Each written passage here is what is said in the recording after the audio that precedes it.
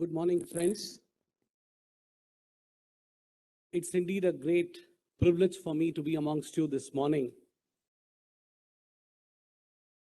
to be a guest for this two-day national conference on critical practical issues and recent amendments in GST.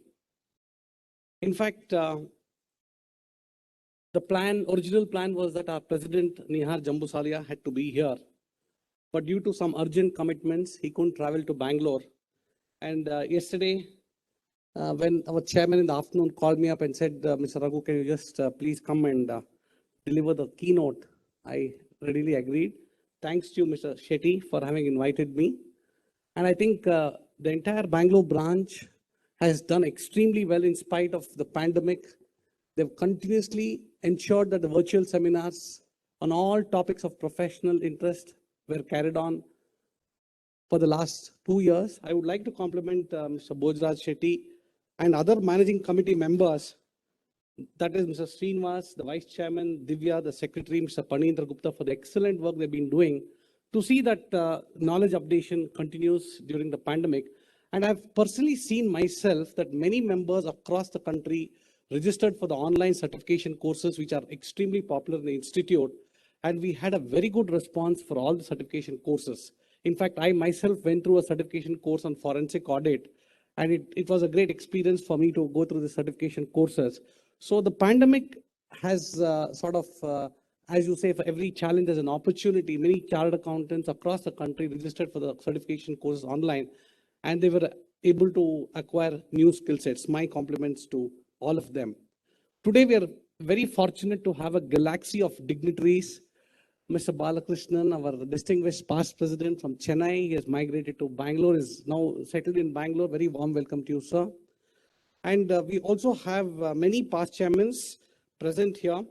I would like to recognize Mr. P.V. Nagaraj Gupta, the past chairman of the Bangalore branch, Mr. Anil Rao, Mr. Babu K. Tevar, and Mr. Shivram Bhatt also for their presence here.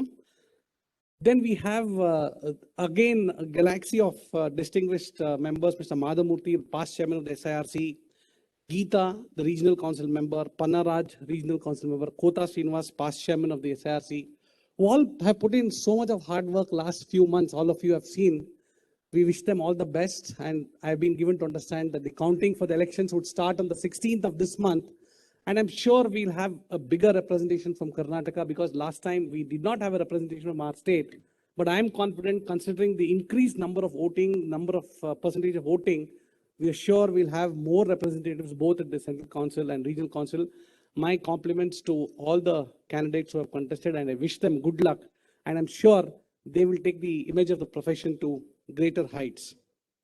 Friends, having shared these initial observations, I thought, let me give my reflections on the GST regime, which was launched in the year 2017 by the Honorable Prime Minister, Mr. Narendra Modi. In fact, on the occasion of 1st July 2017, the Institute of Chartered Accountants of India had invited Mr. Narendra Modi. He addressed the members of the profession, and that was the same day when the GST regime was launched in our country. So I thought I would take this occasion to share a few of my insights on what has been the story so far. So basically, as you all know, implementing GST was, I can say, a very tough challenge for the government, because we had to see that a lot of integration had to happen, and the concept of one nation, one market, one tax, which the government of India planned, has been achieved, is what I personally feel. And the entire indirect tax regime, there's a seamless way in which it's been functioning. And the biggest advantage which I see was the elimination of double taxation that has led to overall taxes levied. Each one of us have been benefited as consumers because of double taxation. The tax base has also increased. Today, if you see the statistics given by the CBIC, the indirect, the number of tax, assessees under the GST Act has substantially increased compared to what was there earlier. And the government has extensively used technology in trying to see the entire process is seamless. And as a result of which, those days, I still remember when I qualified as a chartered accountant in 1990, not many CAs used to practice in sales tax. Even maybe as good as even before 2017. Not many were active in the practicing VAT or sales tax. But today, we are absolutely, the new curriculum which has been brought in by the institute has made 100 marks compulsory for GST, and it's also been introduced in IPCC. So the new generation of chartered accountants will be qualifying, will be completely equipped to handle this law. And our members are continuously trying to update their knowledge by participating in the seminars conducted by the institute and the certification programs. So what has happened is technology has brought about a seamless implementation of the new legislation. Today, entire registration process is online.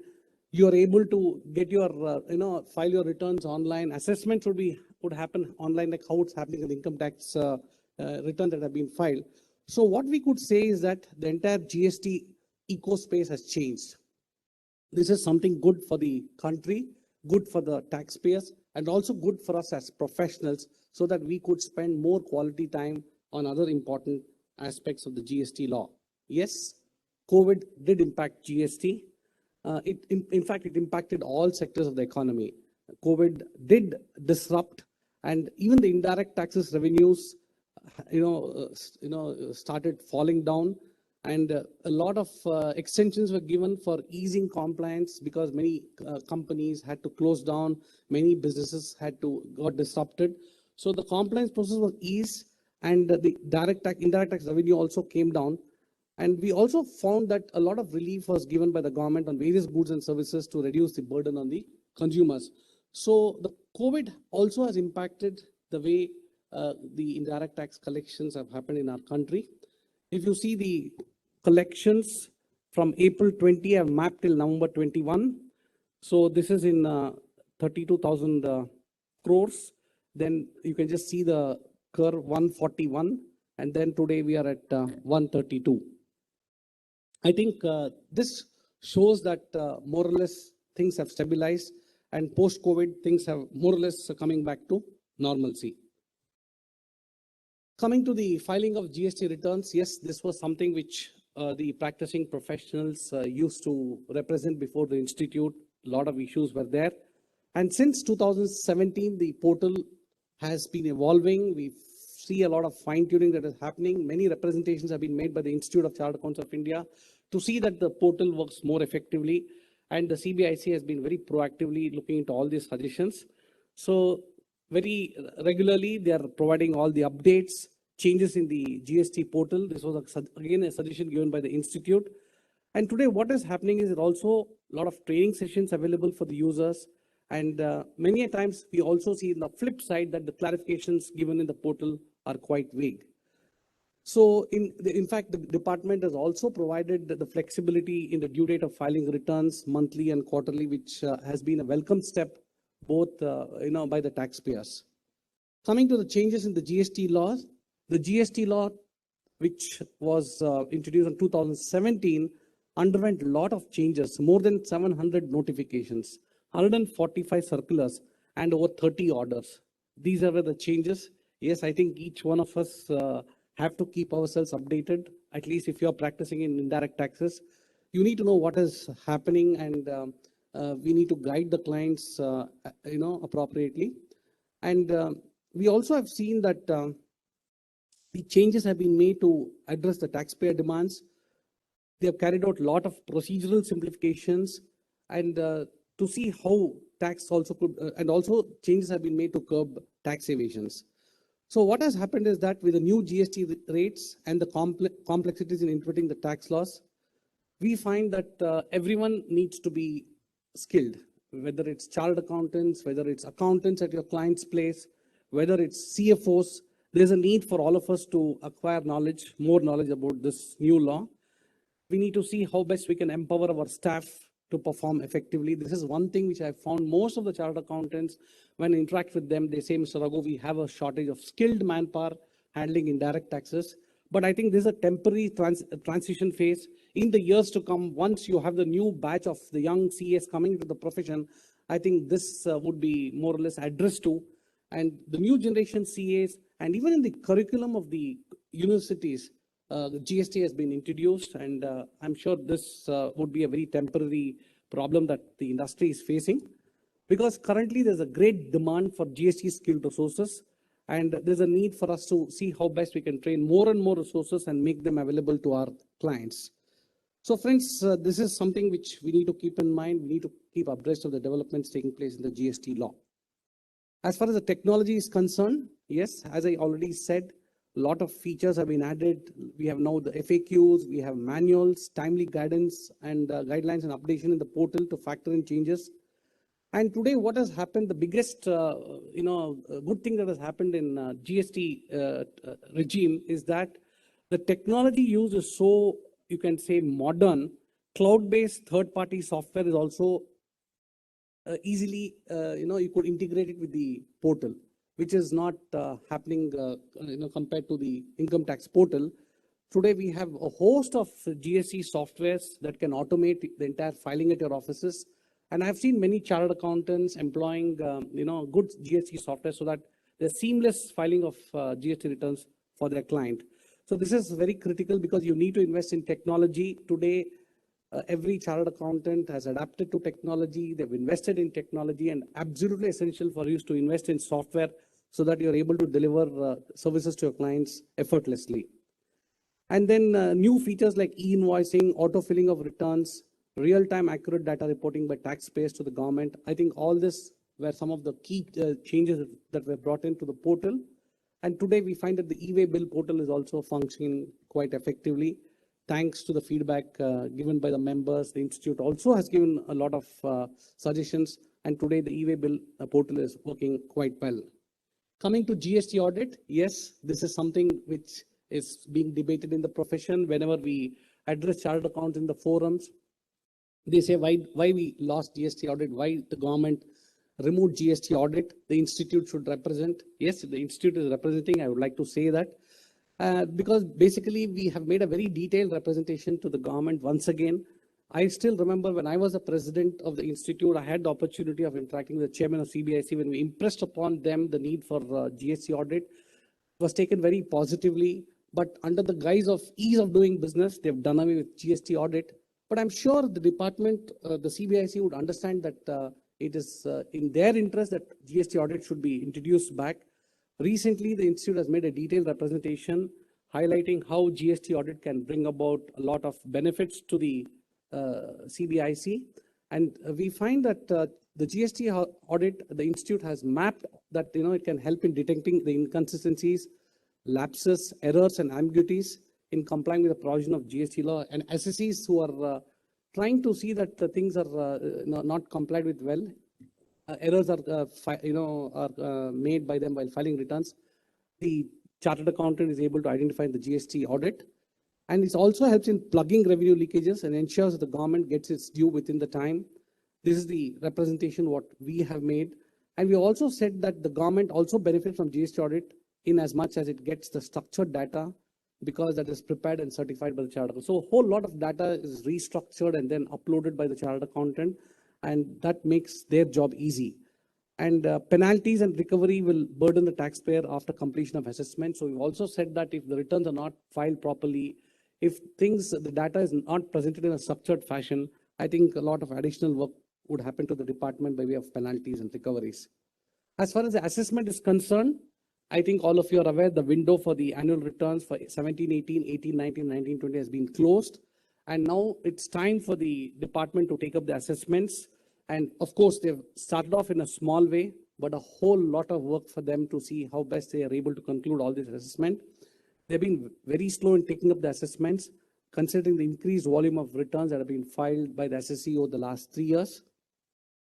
And in one of the report I was reading, even the audit manual that is prepared for the tax officers, that is being prepared for the tax officers, still under preparation. So even the department is gearing up to complete the assessments and see that the officers are trained. And some of the states do not have a separate GST commissionerate, or they do not have appropriate teams for conducting GST audit. So these are some of the challenges which the department is facing. And since another important thing which is, which is a cause of concern, is that non-availability of a structured litigation process. And in the absence of the GST tribunal, a lot of hardship is being caused to the taxpayers because they have to approach the high courts for relief. This is something that is impacting the industry. Industry is not very happy with this. and I'm sure the problem also would be addressed. Coming to the compensation, the states, I think we have been seeing in the media how states are not satisfied. But during the transition period, the center did made an arrangement to provide state compensation for loss of revenue. That is when in 2017, when GST was introduced, up to 22, the compensation to be made to the state was still 22. And due to the shortfall in collection of taxes due to COVID and other factors, I think they're not able to pass on the compensation on time. The total shortfall in GST compensation for the current financial year is 2,59,000 crores. And out of this, 1,59,000 crores has already been passed on to the states. And, I'm sure way forward, the balance also would be released. What I find is intent of the government is there to make good the compensation. I've also seen, I was on the board of a nationalized bank a few years back, when the banks were in need of additional funds, where capital were being introduced by the government. Our experience was very positive, and whenever we made a request to the Ministry of Finance, used to make a request to the Ministry of Finance, the banks used to get funds from the government. The intent of the government is to support all the states, and I'm sure this would happen. Only thing, it might take much time. So as a result of which, many of the states who are getting less funds allocated to them are not able to, carry out their budgetary spending. That is, their budget has been reduced drastically. But again, it's something which we need to keep in mind, that way forward things would improve. Coming to frauds in GST, this is something that each one of us, who are involved in filing tax returns for our GST returns for our clients, in whatever way we are advising them, I think we need to keep this in mind. This is something that has shaken the profession. So many frauds are coming out. We have been seeing in the media. And sometimes, yes, we find that a member of our profession is also involved in perpetuating the fraud. This is absolutely essential. And only one thing which I would like to share with all of you is that KYC is something very important. Know your client, which the institute has mandated for each one of us to follow. But I find that many of us have taken KYC very lightly. And we find that many private limited companies having foreign nationals as directors, we do not even see them. We would not have met them.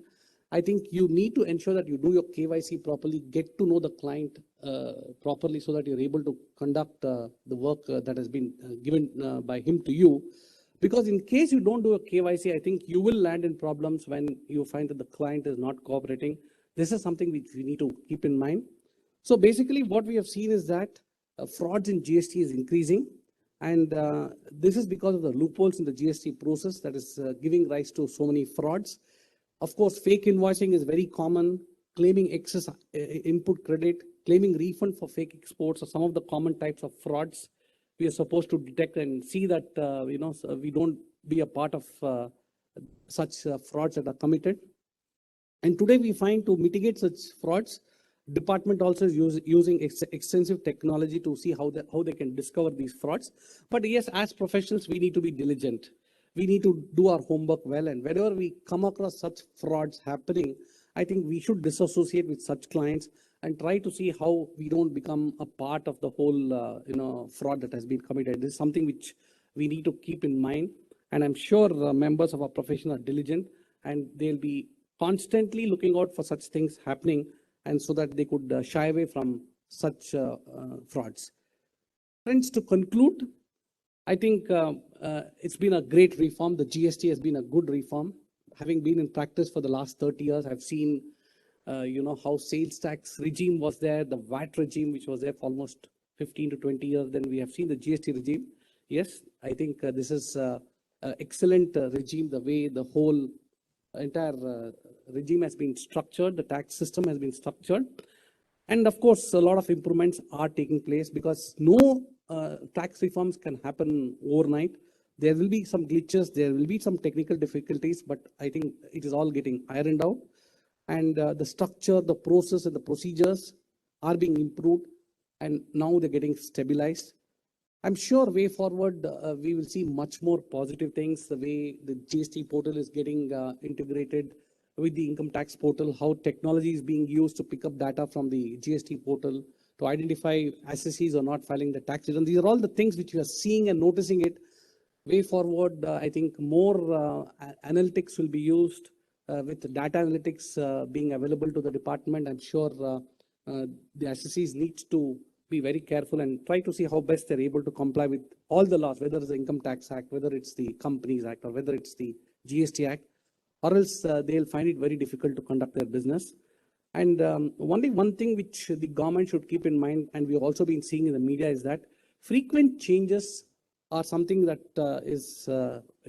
we're all used to in any of the legislation, whether it's the Companies Act or the Income Tax Act. This is also happening in the GST Act. That is because of so many reasons, demands of the consumers, stakeholders, regulators. A lot of changes are happening. But yes, one needs to understand that India is a large country. We have such a big population. The kind of businesses that are happening are so unique. The government has to consider the representations favorably. And that is the reason why we see so many changes. And as professionals, I think we have no choice but to update ourselves and guide our clients more effectively. Friends, with this, I would like to thank the chairman for having invited me. And I'm sure you'll have a great 2 days of learning. I went through the sessions that are, happening, and some of the speakers which I've already listened, most of them I've listened to them, are extremely high-profile speakers across the country. And I'm sure this conference, 2 days conference, after the pandemic, all of us have been at home, and for the last 2 years, we'll enjoy meeting old friends, the networking, because conference gives you an opportunity to network. I still remember when we qualified, we used to take so much pride to attend a conference of the institute, and we used to meet a lot of chartered accountants, senior members, network with them, talk to them. I'm sure you'll enjoy, and good luck to all of you, and also to all the chartered accountant friends. I heard more than 5,000 people are viewing this online. I'm extremely thankful to all of you for having given me a patient hearing. Thank you very much.